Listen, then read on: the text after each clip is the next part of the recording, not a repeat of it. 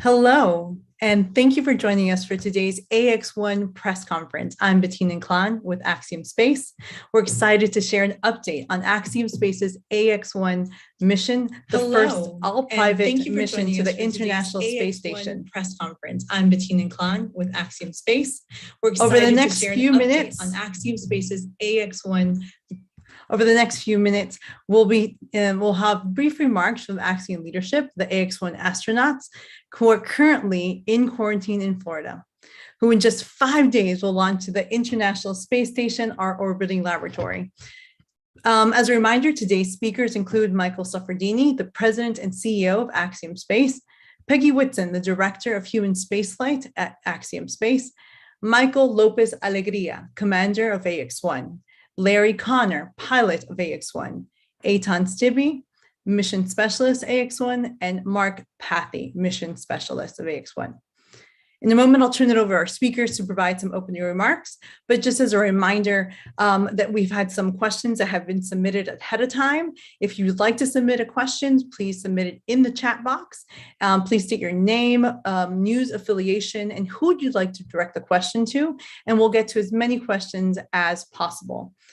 But now I'd like to start and turn it over to Michael Suffredini, the president and CEO of Axiom Space. Thank you, Bettina, and good afternoon. It's great to be here. As Bettina said, 5 days away from launch of what is a truly historic mission to the International Space Station. It's the first fully commercial flight to the International Space Station with our wonderful crew that you'll get a moment to chat with. You know, Axiom Space was really formed to make space more accessible to everyone. And this really does represent the first step where a bunch of individuals who want to do something meaningful in low Earth orbit that aren't members of a government are able to take this opportunity. And as you'll hear as we go forward, they're doing quite a few very meaningful things that will help us all benefit humanity as a whole. And we look forward to the mission.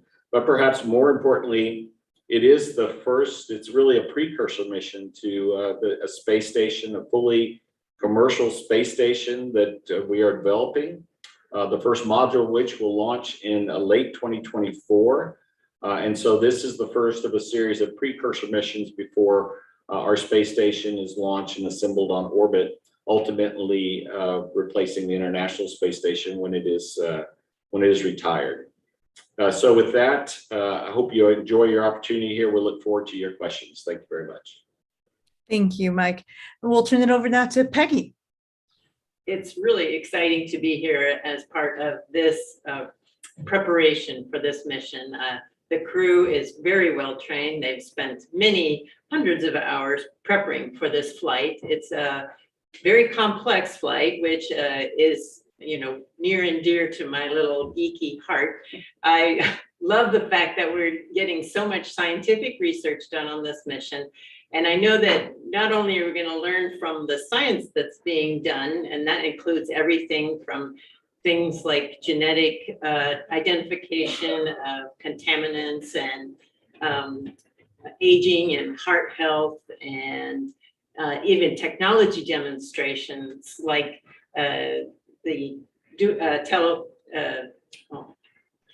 forget Mark's teleportation thing, where they're doing a two-way teleportation, and the Tessa Air experiment where they have self-assembling tiles. I think all of this is going to be really very exciting. But this precursor mission is important because not only are we developing the techniques that we're going to be using communicating with the ground to space here in mission control at Axiom, but we're also developing all the procedures and processes that make a spaceflight possible. So we are very excited about the mission, looking forward to it, and I know you guys are going to be interested in following along. Thank you so much, Peggy. Now we'll turn it over to our crew. We'll start with our commander, Michael López-Alegría. Thanks, Bettina. And I think I'd like to start by underscoring something that both Suff and Peg alluded to, and that this is a opening a new era in human spaceflight. We are taking the first step in a next generation platform initiative that's going to bring working, living, and research in space to a much broader and more international audience. I think any time you get to go to space is an amazing opportunity, and it's ever sweeter for me looking back on my career as a NASA astronaut and having savored those experiences over the years. And for somebody who, when I left NASA 10 years ago, I became a very strong advocate for and believer in commercial spaceflight in general and commercial human spaceflight in particular, this is borderlines on storybook for me. It's been a real privilege to work and train alongside these three remarkable gentlemen. We have spent countless hours in simulations, in technical training, in hands-on training, and they have brought unbelievable commitment, discipline, and an eagerness to learn to the endeavor. And I can say with zero hesitation that we are ready to fly. The teams, starting with NASA, SpaceX, Operator Solutions, all of the educational and research institutions around the world have performed near miracles to get us to where we are today. And it's been especially gratifying to see the Axiom team, whose numbers you could count on one hand when I started, grow and gel and pull this mission together. So when I was a kid and I was so inspired by the early manned missions that NASA had put in the first three, Mercury, Gemini, and Apollo missions, it was such an inspiration to me, and to be able to participate in what I think is opening the next chapter is truly an honor. Back to you, Bettina. Thank you so much. Next, we'll hear from Larry Connor, our pilot. Thanks to all of you for joining us. Three thoughts. First, expectations. When we started our training over a year ago, Axiom did, in my view, a great job outlining high expectations and standards for this first mission. I believe we will meet those standards. Second, I think it's important to address the difference between space tourists and private astronauts. Our feeling is with a space tourist, they'll spend 10 or 15 hours training, 5 to 10 minutes in space. And by the way, that's fine. In our case, depending upon our role, we've spent anywhere from 750 to over 1,000 hours training. Additionally, across all of the astronauts here, we're going to do some 25 different experiments encompassing over 100 hours of research on the 8 days we're on the ISS. Lastly, I think I speak for all of us that we understand this first civilian mission is a big honor and a big opportunity. But with that comes a big responsibility. That is to execute the mission correctly and successfully. Thank you so much, Larry. Next, we'll turn it over to Eytan Stibbe. Thank you, Bettina. To be a part of this unique crew is a proof for me that there is no dream beyond reach. And that is the motto of my mission in space, the work plan I have for me in space, which is called Rakia.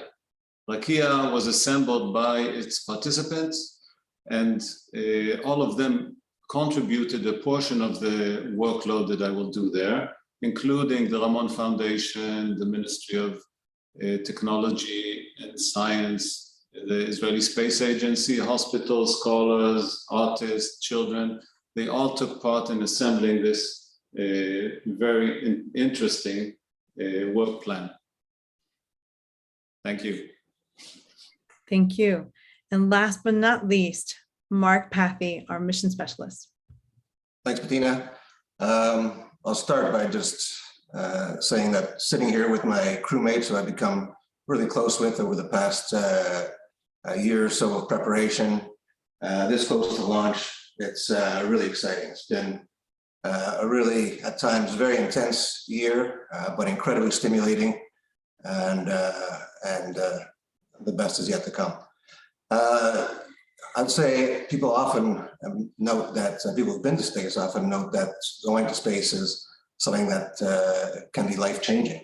And I have to say, for me, this past year, it has already been life-changing for me, and we haven't even launched yet. So really excited about what's still to come. I'm especially pumped about my on-orbit activities and research.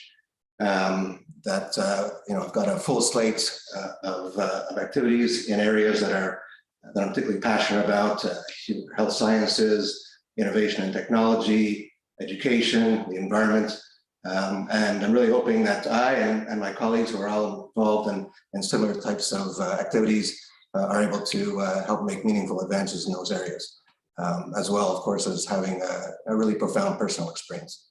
So just want to say thanks to the various organizations and, of course, many individuals who helped get us here. We're primed for success and ready to go.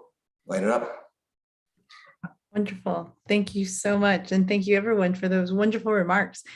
Now we'll be taking questions from reporters. As a reminder, we have a bunch of questions that were submitted ahead, and we'll get through those. And if you want to submit a question, please, in the chat, submit your question. Please put your name, affiliation, and who you would like the question to be directed to. We will start today with AP's Marsha Dunn. Her question is for Eytan. How do you plan to build on the Ilan Ramon's legacy in space? And are you taking anything up with you that belonged to him? And if I might ask, were you in Israel on February 1st, 2003, watching his return from space when he died aboard Shuttle Columbia? If you could recall that tragic day, please. Thank you. Thank you, Marsha. Thank you for that question. It's very emotional. He was a good friend. He was my commander in the squadron. And I had the opportunity to visit him during his training at JSC in Houston, exactly the same place where we trained. And I will be continuing an experiment that he started 19 years ago, mainly focused on observation of thunderstorms. And on that tragic day of the accident, I was at the squadron, watched with all of the Israeli people, and it was a very painful day. Since then, we stayed in a very close relationship with Rona, his wife, with the children, and till today. And I will take with me a few items. A copy of the diary that survived somehow of that crash, a diary that Ilan wrote on board the Columbia during a space flight. And some of the pages survived the crash. I will take copies of these pages with me. And I will take a song written by his son and a beautiful painting painted by his daughter, Noah, of pages falling out of the sky. Thank you, Eytan. Next, we're going to hear from Lauren Grush. Can you explain the protocols for what areas of the International Space Station the astronauts can access, and are there any restrictions on areas they can't interact with? And how is NASA calculating the travel cost for the use of those services? So, Mike Suffredini, you want to take that question? Certainly. Let's see. The first is the crew actually does have access to the entire International Space Station, and this is not uncommon with other private space tourists who have flown in the past. However, they primarily will operate in the US segment and by invitation, the Russian segment they'll be able to visit. As far as the types of compensation, we, this is what's unique about this mission is it's completely funded commercially. And so we have to compensate NASA for the use of the ISS and other services, and we have done that. There are some things we are doing on this flight that helps NASA out, which we get credit for, and there's certain things that we of course require from them that we give them credit for. In the end, we balance that all out. Thank you. Next question will be Ken Brown, Fox News, Cincinnati, for Larry. I'll be watching the press conference from your website and hoped to have Larry answer the following question. Outside of being the first private astronaut from Southwest Ohio, what do you hope to accomplish with this flight, and what do you want Ohioans to take away from your trip? Yeah, good question. So I spoke earlier about the research, 25 different experiments, 100 hours. Also, we're doing educational outreaches, all of us are, to multiple organizations. And the hope there is that future generations, we can, in our own small way, inspire them to consider space, consider careers in space. As far as from Ohio, I'm very proud to be from Ohio. Obviously, there's been a number of astronauts from there. By the way, I absolutely do not put myself in their league. Iconic people like John Glenn, Neil Armstrong. And so I hope in some small measure to represent Ohio. And I am actually going to be taking from Neil Armstrong's museum 3 different items, as well as I live in Dayton, Ohio, the birthplace of Orville and Wilbur Wright. So I'll actually be taking a piece of cloth from the Wright's 1903 Kitty Hawk flyer. Fantastic. That's great. Well, next question is going to be from Jeff Faust of Space News for Michael Suffredini. As the first fully commercial mission to the ISS, what is the business case for the Ax-1 mission? Will this be profitable for Axiom or investment for the future? Well, Jeff, that's an excellent question. Of course, we're a commercial entity. Our objective is to make money over the life of the company, or we're not much of a company. We don't get into too much specifics about these flights and the amount of profit that we make, but suffice it to say, this is within line with what our original vision for the mission was. And ultimately, these will grow to a point where when we're flying to our own space station, we'll have quite a bit more access. We'll evolve these flights to do more and more commercial work. Commercial research work, leading on then to manufacturing in space. And we're already, Peggy mentioned a couple of things going on this flight, which are precursors to actual manufacturing on space. And so each of these steps represent revenue for the company. And I'm happy to tell you that as a company will be very healthy, especially in the out years.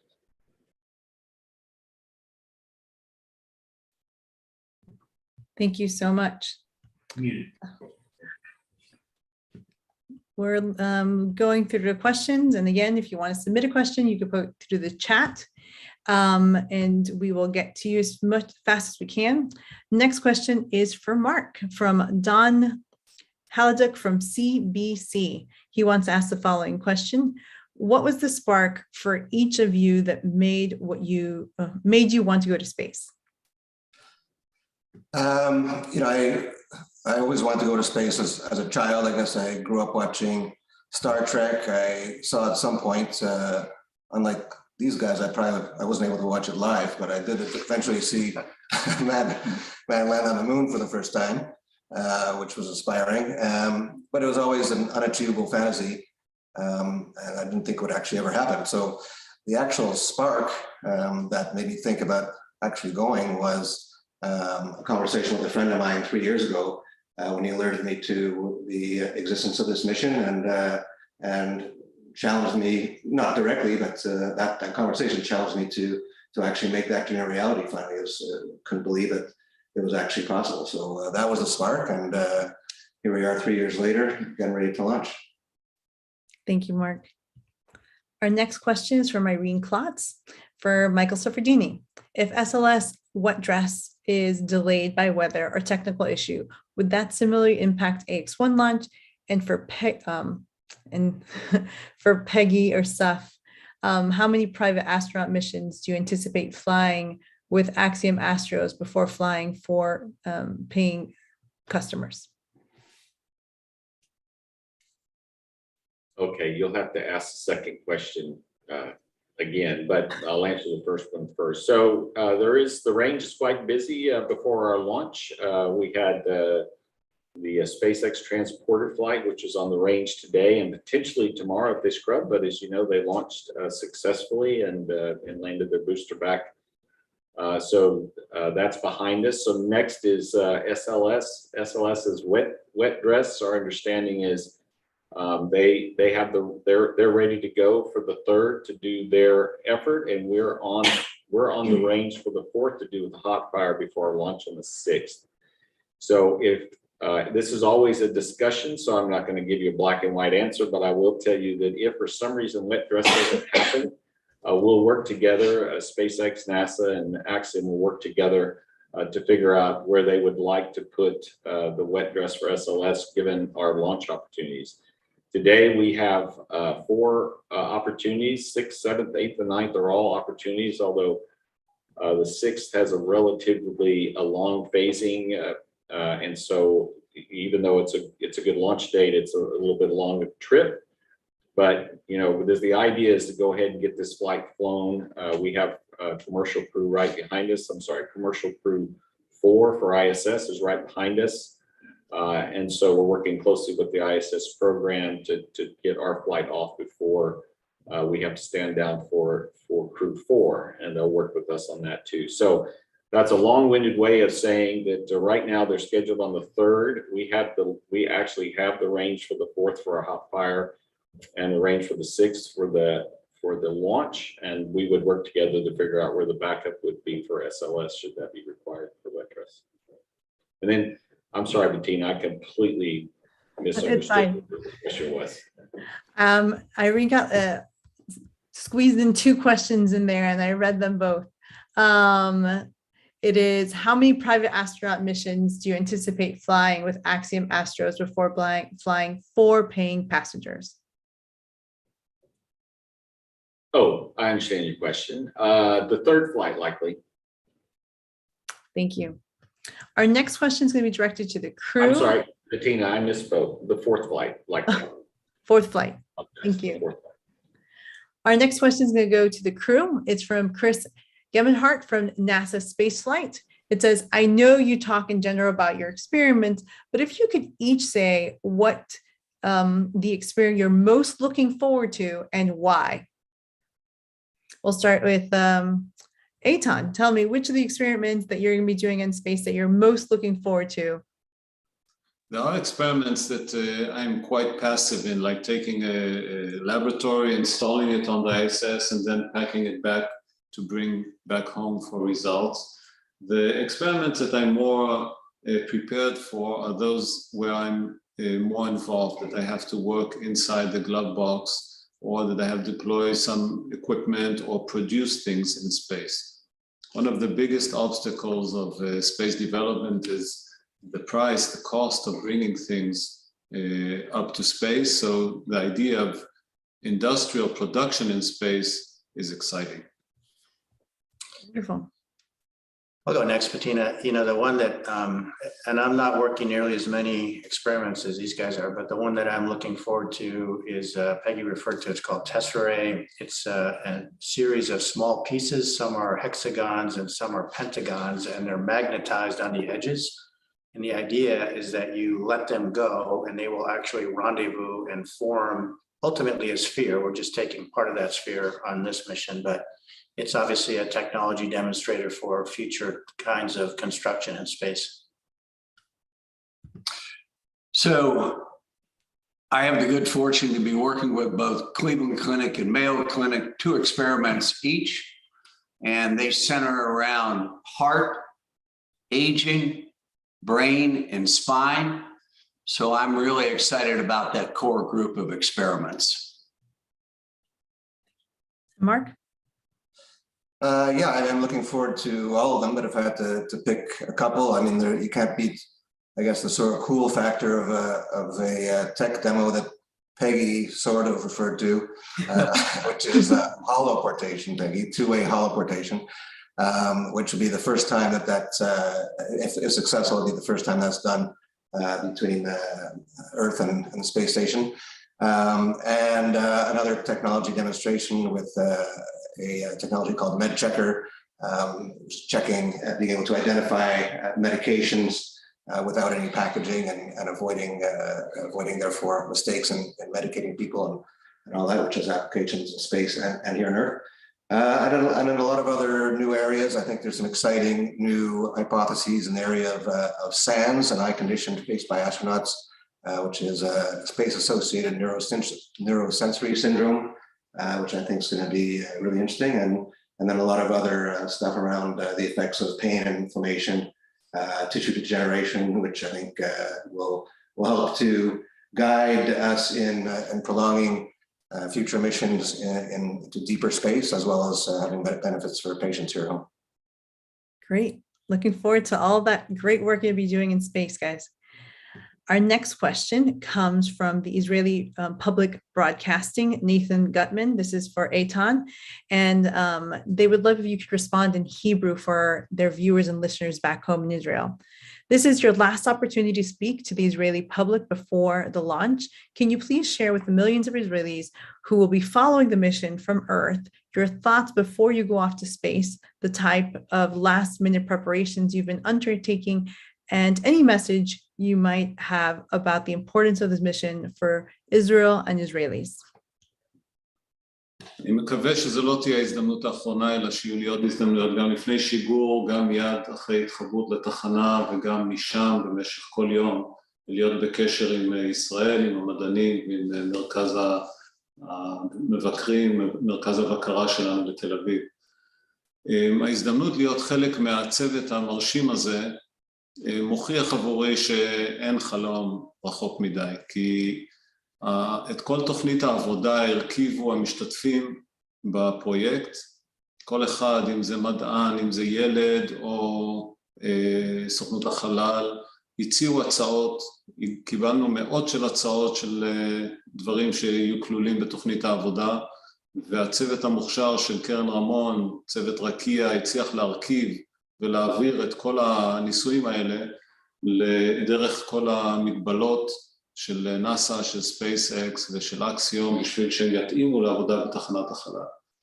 אז אני נרגש לקחת איתי את כל הציפיות האלה של כל כך הרבה אנשים, ולבצע אותם במהלך שבוע שלם בתחנת החלל. Thank you. Can you give us a synopsis of what you said? Now you're really excited to go to space. I got it. Thank you so much for that. We have lots of questions. We will go next with Sophie Sanchez from Chicago News. This is for Peggy. The ISS crews have traditionally been carefully chosen from large pools of astronauts across all agencies to ensure crew compatibility. Without a core, how do you pick from, and what has the experience has been in building this camaraderie, this team? Well, I think this crew has done a phenomenal job pulling together all the different aspects that are required. We, like NASA, have done a NOLS, National Outdoor Leadership Training session, specifically focused on expeditionary type skills, basically getting along with folks that you live and work with every day, all day. And this crew, I think, had some challenges along that way in that mission, and that actually helped bond them together very strongly. And you can see that, obviously, even in these interviews, that there is a lot of camaraderie there and an important part of the mission. I think another level is actually the interaction between the Axiom crew and the ISS crew. And we've done a lot of work in preparation for this mission to ensure we have the best compatibility and able to work with the station crews and become a part of their team as well, and become all together, playing together fun. Thank you, Peggy. Next question, we will go with Michael Suffredini for Fox Weather. For the people who are unfamiliar with private missions, can you explain why this is an important step and what you hope it will eventually evolve to? Yes, thank you for that question. You know, when Dr. Cam Gafarian and I started this company back in well, we formed it in January 2016. Our vision really was this opportunity to make space more accessible, and it had to do with the idea that today there are individuals and companies who want to try, in other countries that want to try to utilize a low Earth orbit to do a number of things, many of which you've heard of here. This is a good example. And they just couldn't. Today there are countries and individuals and companies that don't have access to ISS, largely because the 15 countries that own and operate it fully utilize it. It's a wonderful spacecraft. Of course, it's near and dear to my heart. But it's you know, it's only got so much capacity, and it's fairly well utilized. And so the whole idea of these missions was to give individuals, countries, and companies other opportunities to be able to utilize ISS and ultimately do more and more in space. And of course, the growth of the economy in low Earth orbit is very important to us. The utilization of microgravity has so many applications. You've heard them here, but particularly in manufacturing, the microgravity environment is going to play a big role in 3D printing of organs, fibers you've heard of, all kinds of metal alloys that are so far superior to their cousins on the ground. All of these applications are opportunities, and our job is to create the environment and give the access so that when people have a good idea, they know they have a place to go and a way to implement it. And heretofore, that just hasn't been the case. So you think about the internet. When we all started thinking about the internet, we go, well, that was really cool. I have access to all kinds of things in terms of documents. And of course, it exploded with the number of use cases that are out there. That was possible because pretty much anybody with a little bit of programming skills and a good idea could go create an app and get it on the internet, and it was a booming business. And we're trying to create that same environment, because when you start thinking about the applications of microgravity and the role it can play in almost every industry, it is really way beyond what we can imagine today. And so the whole idea was to open up this whole world to everyone to try to exploit and utilize in a way that ultimately would benefit humanity. Thank you. Our next question comes from Marcia Smith, and this is for Mark. Similar question to what was asked of Eytan. What message do you have for Canadians about the importance of this mission for them in Canada? How different is your flight from those of the professional Canadian astronaut corps? Obviously, a big difference is in the funding, which is obviously for this flight not coming from the government, but coming privately. I think that the message I hope Canadians get from this, I hope to be successful in highlighting the value and importance and sheer amount of Canadian research that is available, that is going on, and that can be promoted. A lot of this research that I'm taking up, which does come from Canadian universities and research institutions, would not have otherwise probably had the opportunity to get tested in space. So I'm happy to provide that opportunity. And I hope that in the future, other Canadian private astronauts will be able to collaborate with the government for even greater impact, and not just create research opportunities, but I think take advantage of the many economic opportunities available for Canadians in this new space economy. Thank you, Mark. Our next question comes from Manuel Mazanati from Debate Spanish Radio. I'm going to read it in English and Spanish. It'd be great, this is for MLA, for Michael López-Alegría. It'd be great if you could explain how important are those commercial missions to help and improve the amount of research for future long-duration space flights. Michael, sería muy bueno si nos pudiera explicar por qué estas misiones comerciales privadas son tan importantes para ayudar a mejorar y acelerar las investigaciones sobre el cuerpo humano para futuros vuelos. Pues en primer lugar, gracias por la pregunta. El presidente CEO Mike Suffredini empezó un poco a explicar que hoy en día los socios de la ISS, que son 15 países, controlan toda la investigación que pasa a bordo. Y si gente privada o instituciones que no tienen mucho vínculo con esas agencias o esos países, es bastante más difícil que puedan subir. Y nuestra idea es democratizar un poco ese proceso para dejar libre y más fácil el camino para instituciones ajenas a esos países o esas agencias espaciales para poder subir su investigación, su ciencia, y como eso podemos abrir las posibilidades a más gente. You want a translation now?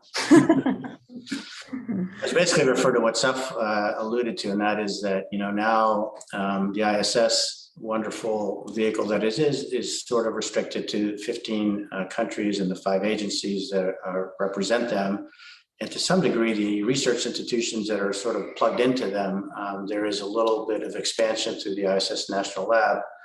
But what we aim to do is democratize that process to make it a very level playing field so that research entities from all over, without necessarily a certain pedigree, can present those things on a clean sheet of paper and have better possibility of getting into the microgravity environment. Thank you so much. Our next questions come from Micah Maidenberg from the Wall Street Journal. This is to Michael Suffredini. Do you believe being able to conduct this mission and the others planned on the ISS gives Axiom Space any competitive advantage over other companies planning their own commercial space stations? If so, what are they? Well, let me first start by saying we're excited to see so many companies interested in building platforms and helping grow the LEO economy. So we're looking forward to that. Back in 2019, NASA opened up a competitive procurement for all U.S. companies to compete for the opportunity to attach to the International Space Station. Ultimately, we were competitively selected to have this opportunity, which included attaching our modules and building out our station, and ultimately then departing when ISS is ready to be retired. And in addition to that, as part of our effort, we've established these series of flight opportunities, which we do have to compete for. They're not given to us, so we have to request from NASA for each of these opportunities that we fly, because there's very limited opportunities to ISS. And these flights do give us the opportunity to work together with NASA and crews to practice, if you will, flying humans in space together with the international partners of the ISS. And that's very, very important because after our first 2 modules are on orbit, we'll be able to house 8 crew. We'll have life support and quarters and all the facilities necessary to support 8 crew and do research. A 3rd module actually brings on a research dedicated module. And so you can imagine at that point we'll be very busy. And so it's important for us and the space agency, excuse me, to be able to practice this at a sort of a smaller scale leading up to that point. So that's our business plan. We think it does put us, put us in a good place relative to the competition, but we're happy that there are others that are going to help us grow the LEO economy along the way. Thank you. Our next question is for Larry Connor from Katie Kaputsa from Spectrum News 1 Ohio. What does it mean to you to pilot this historic mission? How do you see this mission changing the way people view getting to space in the future? Yeah, Katie, thank you for the question, but I really don't think it's about me. I think it's about the team. You know, my role is to support everybody, specifically the commander. And I think this is the first step in many steps to have both the private sector and the public sector work together to expand, opportunities, whether it's research, technology, growth, great careers, et cetera. And by the way, that's not just for Ohio, the Midwest of the United States. I think that's around the world.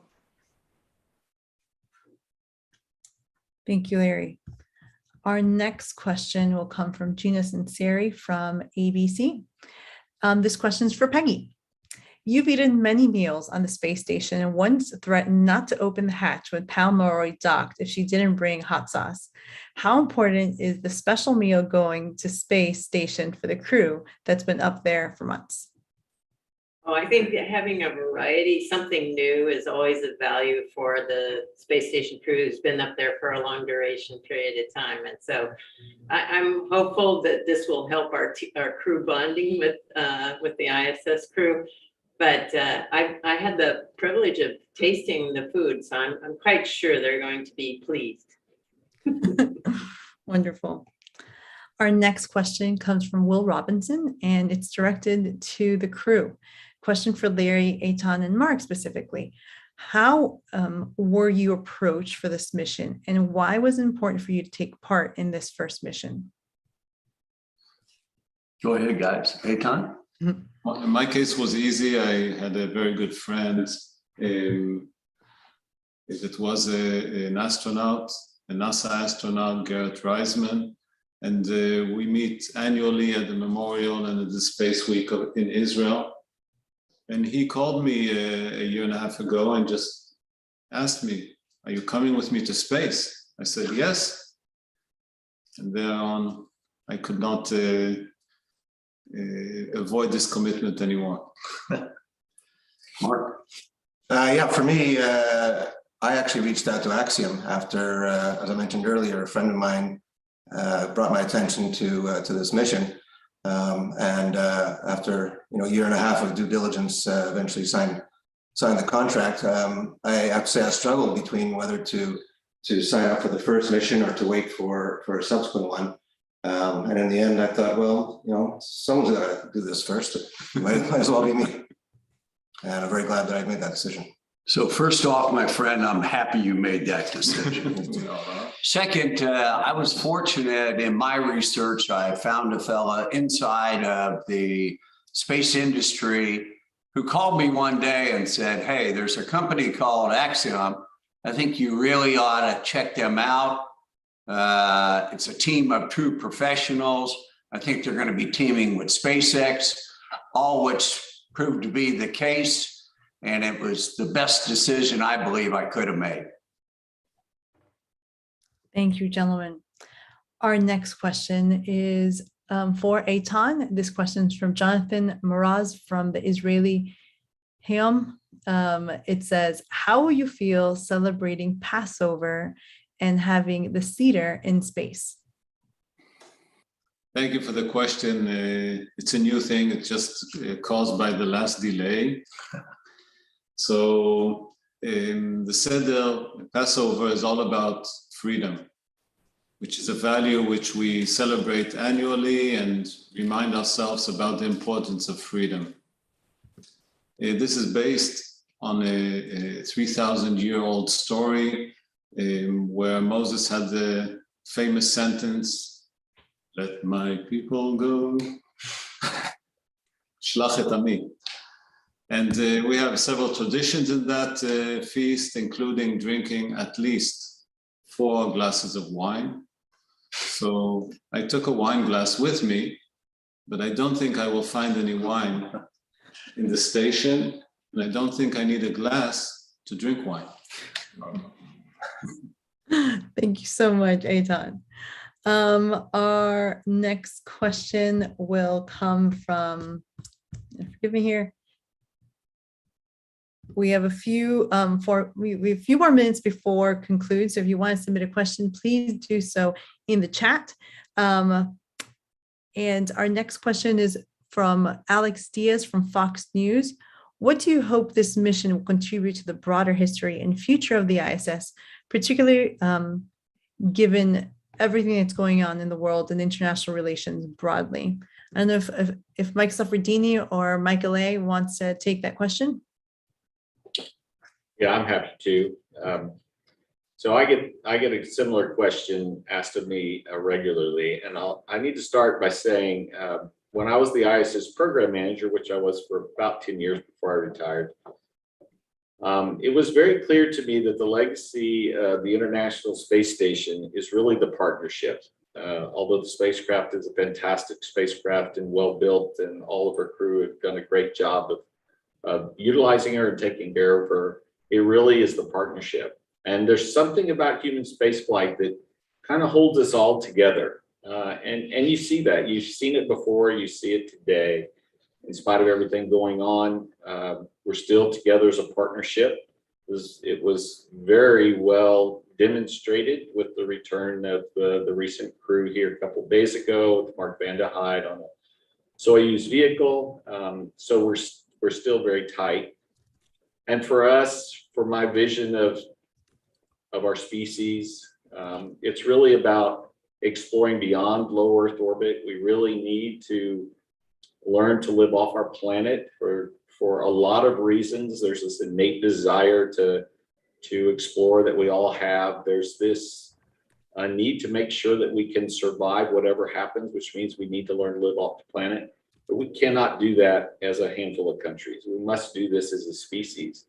And so when we start human spaceflight, and it's a unique opportunity to hold countries together, our job is to grow the number of countries that are working together in low Earth orbit and let them together explore beyond low Earth orbit. So we do it as a species. And so that sounds pretty grandiose, I must admit.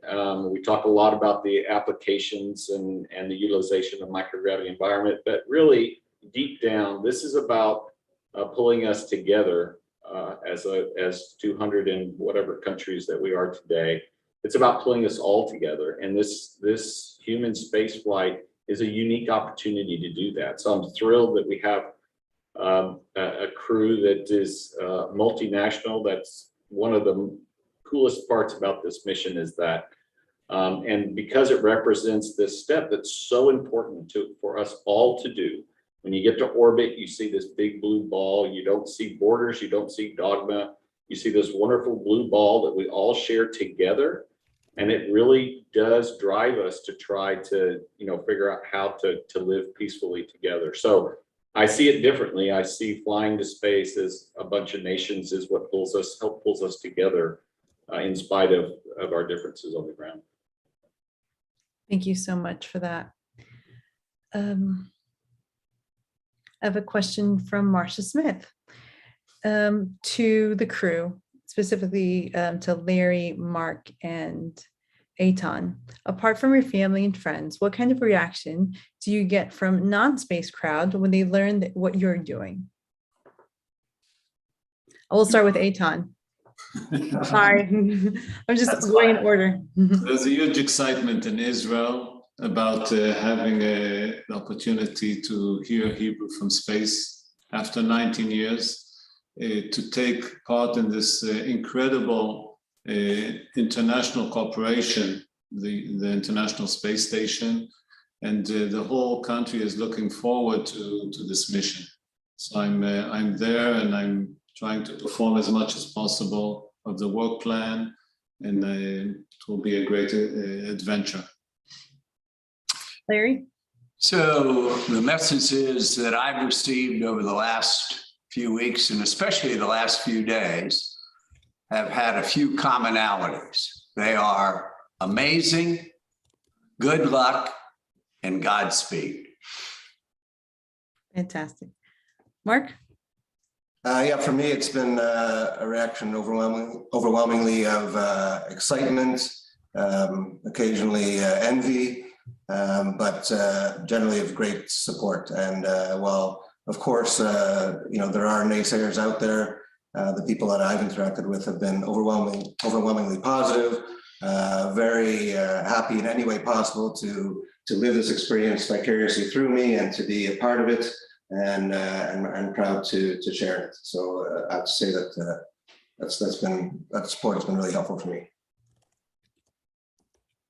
Great. Well, we're almost out of time. We'll be taking one or two more questions. So thank you so much. So just going through here. So forgive me 1 second. So compared to your NASA experience, what new experiences and insight are you hoping to gain on this flight to share with future astronauts? That question comes to us from Sophie Sanchez from Chicago Now, and that is directed to Michael López-Alegría. Thanks, Sophie. You know, I mean, every astronaut truly lives the experience in, first of all, a very unique way, but I think in a very profound way. And what my experience has been lately, so I left NASA 10 years ago. The last time I flew was 15 years ago. And being away from NASA and sharing those experiences with new friends, new colleagues has given me an ever greater appreciation for just how special that was. So, you know, it's a bit of nostalgia. And then to be able to experience it one more time, all my receptors are as wide open as they can possibly be, because I just want to soak it in. It feels like a true gift to be able to having the foresight of what it felt like before. And again, all that longing for those experiences again, where they almost feel like out of touch and surreal in a way, to be able to go back. It's like waking up and then going back into a dream. So I'm really looking forward to absorbing the entire experience. And I really want these guys, because I'm a little worried that they're working too hard while they're up there. I want to see the smile on their face when we get to orbit, and I want them to come home feeling like they accomplished their checklist and their mission and their work plan, but most of all, that they had a wonderful experience. And I think it's a tough balance, a tough needle to thread, but I'm confident we're on the right track for that. Thank you so much. I have a question from Robert Perlman of Collect Space. He wants to know if any of you would be interested in sharing a personal item that you've packed for the flight, and if you can share that with them. Eytan, I know you mentioned something earlier during this press conference of something you'll be taking. Do you want to just remind say that again, of a personal item that you're taking with you up to space? I'll mention a unique item, which is the miniature of the World Peace Bell. Mm. This is a story of the Japanese after the Second World War donating to the United Nations a peace bell.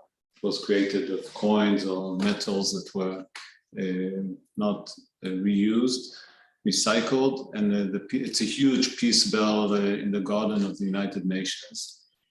And since then, they have made several copies of that World Peace Bell, and we installed one in Israel as well, in the city of Lod. And I will take a miniature of this peace bell as a mentioning or a signal of the International Space Station being a center for peace, world peace. For me, Bettina, you know, it's mostly effects for personal friends and family, of course, but I'm also bringing what's called an expedition flag from the Explorers Club. So these flags are sent out on expeditions to the highest points on Earth, to the lowest points at the bottom of the sea, and every which way in between. And so it'll be a real pleasure for us to go back to New York and deliver the flag, having flown in space one time. Yeah, I feel like I'm the only one who doesn't have any sort of cool historical stuff with me. It's all kind of personal stuff. 3 of my kids' favorite toys, some coins I brought to give to them when I get back, a couple of gifts from my wife and my brother, and a few other gifts for people, some patches or little flags that friends gave to me to bring up on their behalf. So it's pretty much all personal stuff. Thank you. Thank you. Well, with that, if that's okay, we are running out of time. So I really appreciate all of our speakers and everyone that's participated today.